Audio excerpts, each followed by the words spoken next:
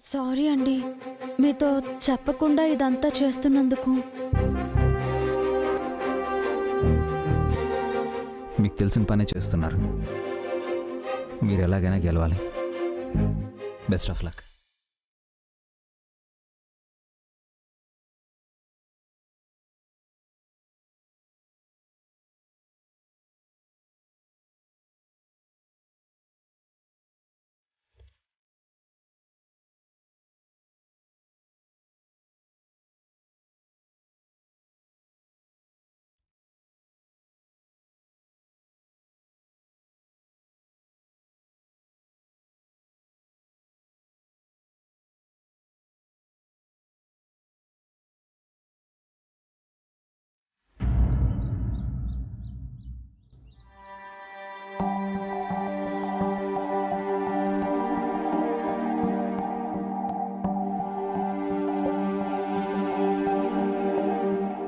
ఏమండి, ఏం ఆలోచిస్తున్నారు?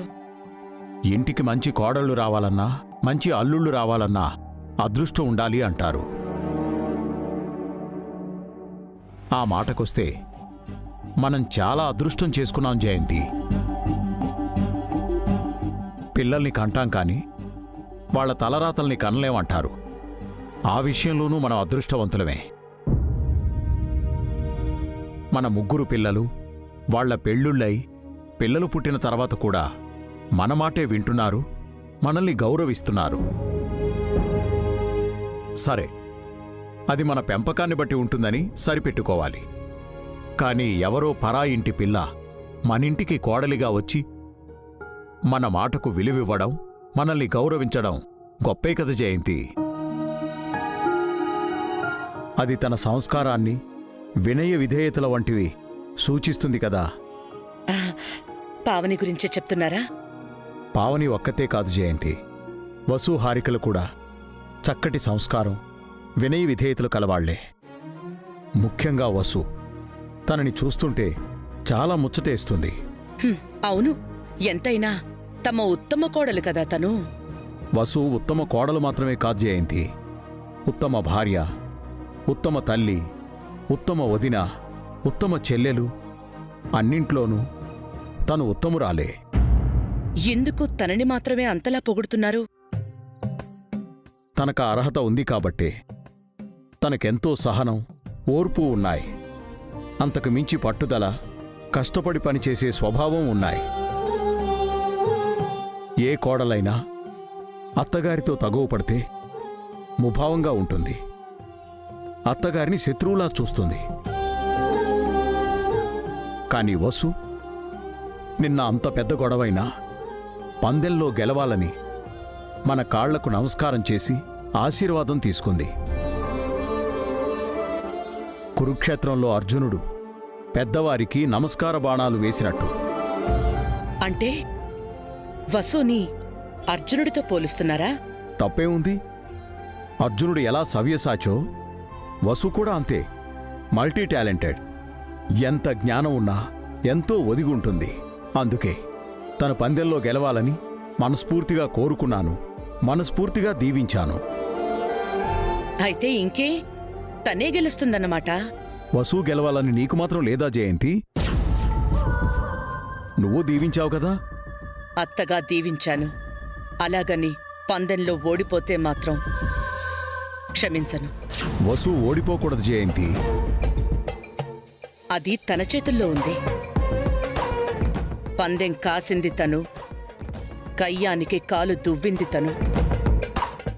గెలవాల్సింది కూడా తనే. తప్పకుండా గెలుస్తుంది చూడు. తన గెలుపే మిగతా కోడళ్లకు, మనక్కూడా స్ఫూర్తవుతుంది.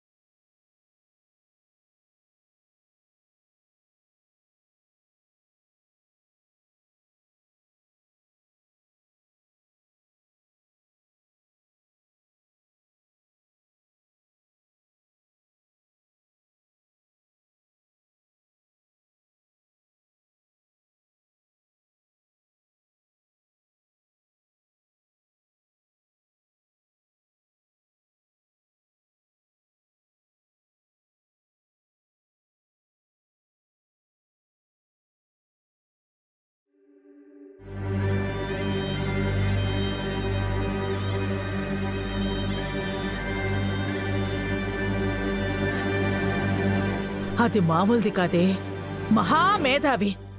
దాని ప్లాన్కి అభి కూడా ఒప్పుకున్నాడు అంటే అది తప్పకుండా గెలిచే తీరుతుంది. అయితే మనం ఓడిపోయినట్టేనా? వసూకని మనం ఆపలేమా? మనం ఏం చేయలేమా? ఎందుకు చేయలేమే? ఎలాగైనా వసుని ఓడించి దాని కొడుకుని ఈ ఇంట్లో నుంచి వెళ్ళగొట్టేద్దాం. నిన్నటి నుంచి ఇదే చెప్తున్నారు తప్ప వసు అక్కని ఎలా ఓడించాలో ప్లాన్ మాత్రం చెప్పట్లేదు. ముందు దాని ప్లాన్ ఏంటో తెలిస్తే కౌంటర్ ప్లాన్ చేయాలని ఆగానే. వసు అక్క ప్లాన్ ఏంటో ఇప్పుడు తెలిసింది కదా. కౌంటర్ గా మనం ఏం చేయాలో అది చెప్పు. ఇల్లు ఎలగ్గానే పండగ కాదే. పోస్టర్ అతికించినంత మాత్రాన సినిమా హిట్ అవుతుందా ఏంటి? అంటే వసు అక్క దగ్గర సితారా నేర్చుకోవడానికి ఎవరు రారంటావా? వచ్చినప్పుడు చూద్దామంటున్నాను.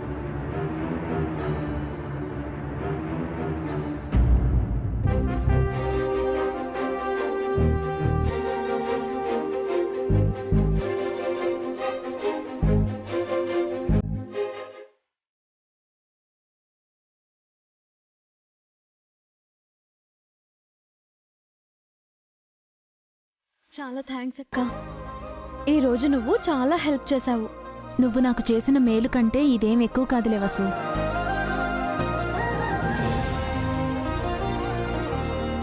ఎండలోకి వెళ్ళొచ్చారు కదా, చల్లటి వాటర్ తాగండి.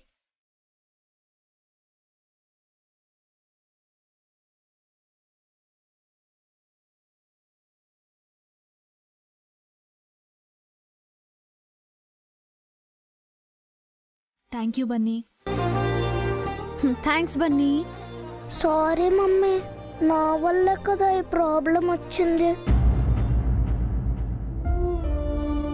నేను బాల్తో ఆడకపోయి ఉంటే ఆ సారీ స్పాయిల్ అయ్యేదే కాదు.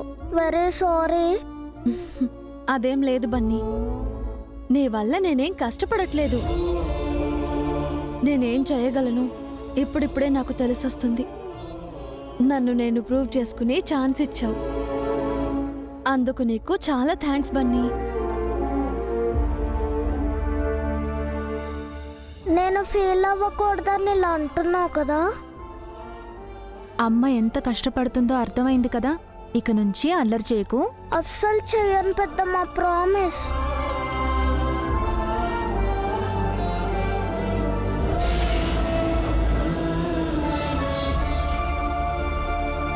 ఇంకా ఎవరూ కాల్ చేయట్లేదేంటక్క? కంగారు పడుకు వసు, తప్పకుండా కాల్స్ వస్తాయి.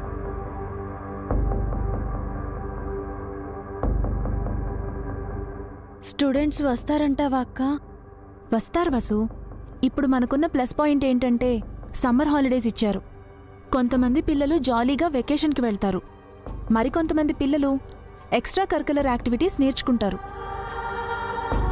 అలాంటి వాళ్ళు 25 మంది వచ్చినా చాలు, 50,000 వస్తాయి. చాలా ఆశలు పెట్టుకుంటున్నారు వీళ్ళు.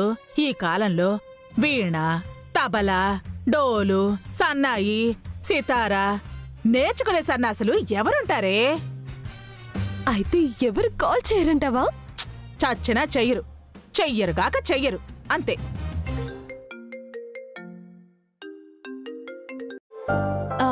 హలో, ఎవరు? వసుంధరేనా మాట్లాడేది? అవునండి. మీ పాంప్లెంట్ చూసి ఫోన్ చేస్తున్నానండి.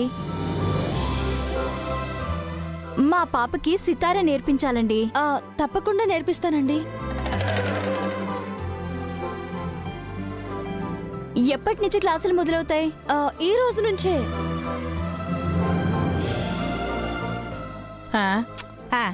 ఒక్క ఫోనేగా వచ్చింది. వసు, ఫీజు గురించి అడ్వాన్స్ గురించి చెప్పు. అది ఫీజు ఎంతైనా పర్వాలేదండి. మా పాప హ్యాపీగా నేర్చుకోవాలి, తొందరగా నేర్చుకోవాలి. అడిగినంత తీసుకోండి. Thank you madam, thank you. First call వచ్చిందక్క. ఫీజు ఎంతైనా ఇస్తామంటున్నారు.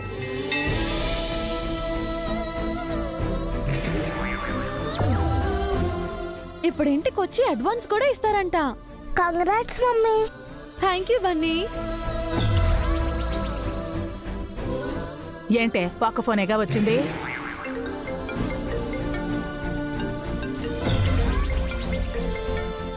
హలో. వసుంధరేనా మాట్లాడేది? అవును, వసుంధర మాట్లాడుతున్నాను.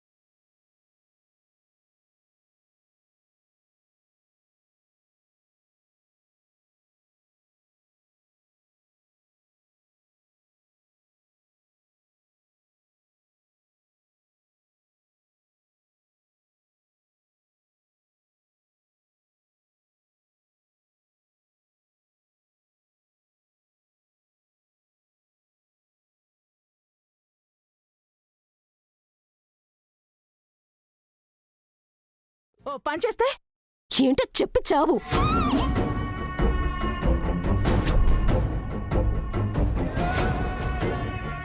సరే, ఈ ప్లాన్ ఎలా ఉందో చెప్పవే.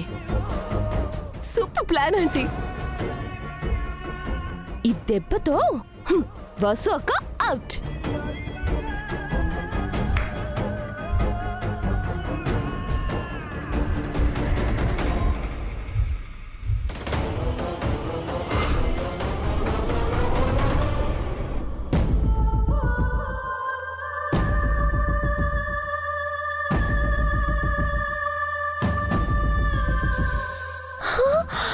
ఎంతమంది వచ్చారో చూసారా ఆంటీ?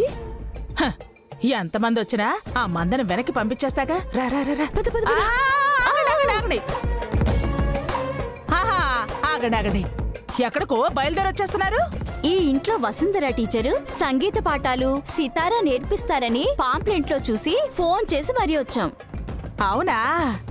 మీ పిల్లలకి సంగీతం మాత్రమే కావాలా, లేక బోనస్ గా 1+1 ఆఫర్లా జబ్బు కూడా కావాలా? జబ్బేంటి? ఈ ఇంట్లో ఒకరికి ఒక వింత జబ్బుంది. అది అంటువ్యాధి. చిన్నపిల్లలకైతే వేగంగా సోకుతుంది. దానికి మెడిసిన్ కూడా లేదు. తప్ప కట్టేయడమే.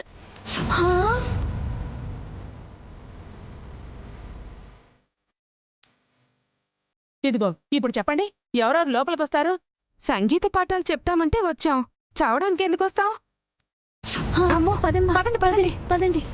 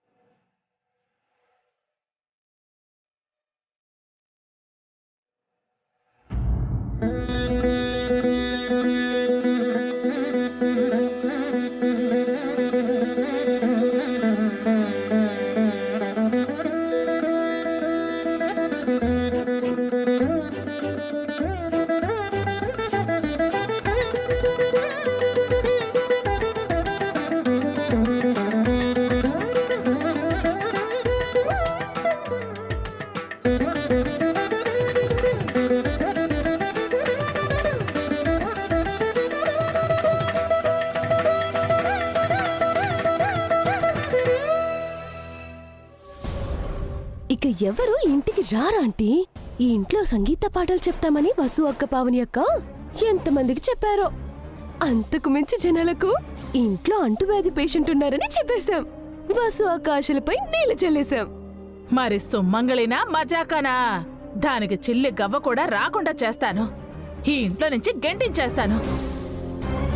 దాని గొంతు ఈ ఇంట్లో వినిపించకుండా చేస్తాను.